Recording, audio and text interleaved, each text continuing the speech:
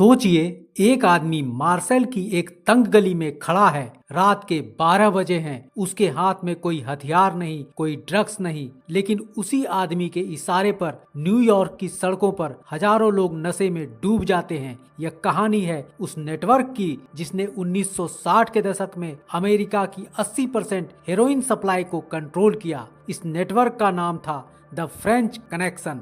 नमस्कार, facts dynamic channel के इस एपिसोड में आपका स्वागत है। अभी तक आपने इस चैनल को सब्सक्राइब नहीं किया तो प्लीज कर ले, ताकि नेक्स्ट वीडियो की नोटिफिकेशन आपको मिलती रहे। वीडियो पर वापस आते हैं। 1950 के आसपास एक तरफ दुनिया कोल्ड वार में उलझी थी, लेकिन दूसरी तरफ पर्दे के पीछे एक अलग ही जंग चल रही थी, ड्रग्स की जंग। तुर्की के आसपास के इलाकों में अफीम की खेती कोई क्राइम नहीं थी। यहाँ किसान कानूनी तौर पर अफीम उगाते थे। यहीं से निकलता था रॉ मॉर्फिन बेस, हेरोइन बनाने का पहला इंग्रेडिएंट। यह मॉर्फिन बेस तस्करी के जरिए बेरूत, जो आज का लेबनान है, पहुँचता था और फिर समुद्र के रास्ते फ्रांस। मार्सेल फ्रांस मेडिटेरेनियन सी के किनारे बसा यह खूबसूरत शहर असल में उस समय दुनिया की सबसे बड़ी हेरोइन फैक्ट्री बन चुका था। यहाँ काम कर रहे थे कॉर्सिकन माफिया गैंग्स, जिनका फ्रेंच राजनीति और पुलिस से भी गहरा रिश्ता था। 1960 में मार्सेल के आसपास बेहद गुप्त तरीके से हेरोइन लैब चलाई जा रही थी, जहां मॉर्फिन बेस को 90% से ज्यादा प्योर हेरोइन में बदला जाता था। इतनी शुद्ध हेरोइन उस समय दुनिया में और कहीं नहीं मिलती थी। अब सवाल था, इतनी बड़ी मात्रा में हेरोइन अमेरिका पहुंचे कैसे?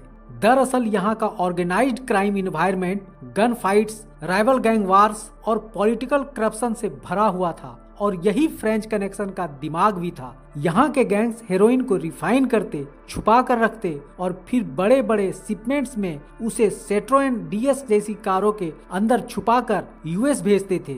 एक रिकॉर्ड शिपमेंट्स में 246 पाउंड हेरोइन भी इसी तरह छुपा पाया गया था, जिसे बाद में जब्त किया गया।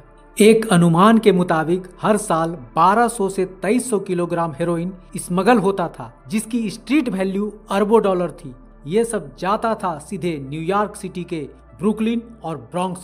यही हेरोइन को छोटे छोटे पैकेट में तोड़ा जाता और अमेरिकन माफिया परिवार के जरिए स्ट्रीट डीलर तक पहुंचाया जाता था। 1962 में पहली बार US federal bureau of narcotics को हेरोइन जब्ती में एक बड़ी सफलता मिली। यहीं से पुलिस को एहसास हुआ, यह कोई लोकल गैंग्स नहीं, यह एक बड़ा इंटरनेशनल क्राइम सिंडिकेट है।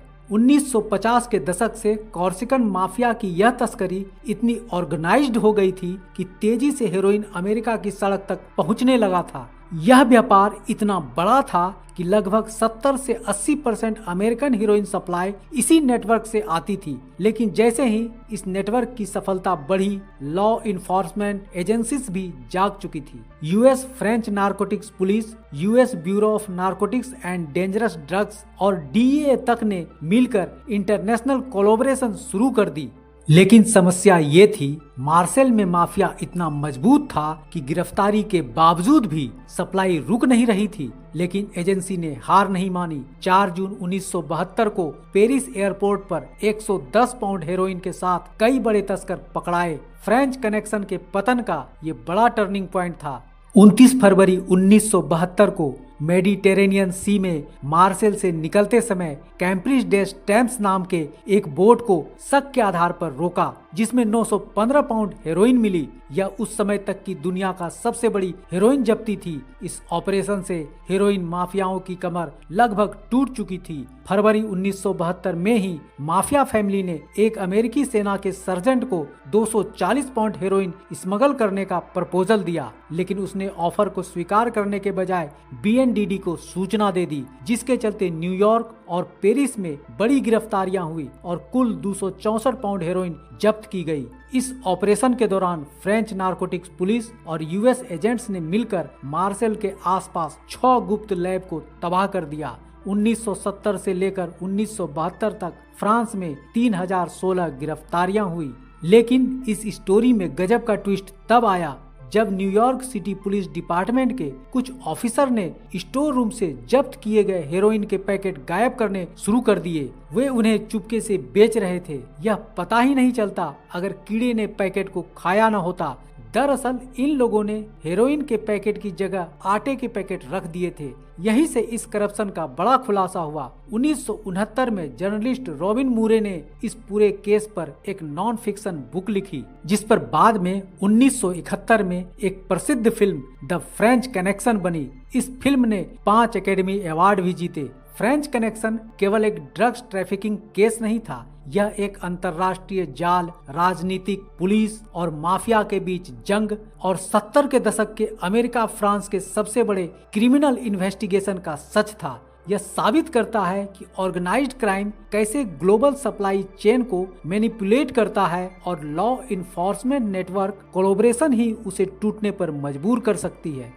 तो दोस्तों, आज का ये एपिसोड आपको कैसा लगा? उम्मीद है अच्छा लगा। तो देर क्यों, जल्दी से वीडियो को लाइक कर दें, कमेंट कर सुझाव अवश्य दें और अपने दोस्तों को शेयर भी कर दें। साथ ही साथ चैनल को सब्सक्राइब करना तो बिल्कुल ना भूलें। आज के लिए बस इतना ही। मिलते हैं नेक्स्ट एपिसोड में एक और नई इंफॉर्मेटिव और मनोरंजक वीडियो के साथ। नमस्कार, जय हिंद।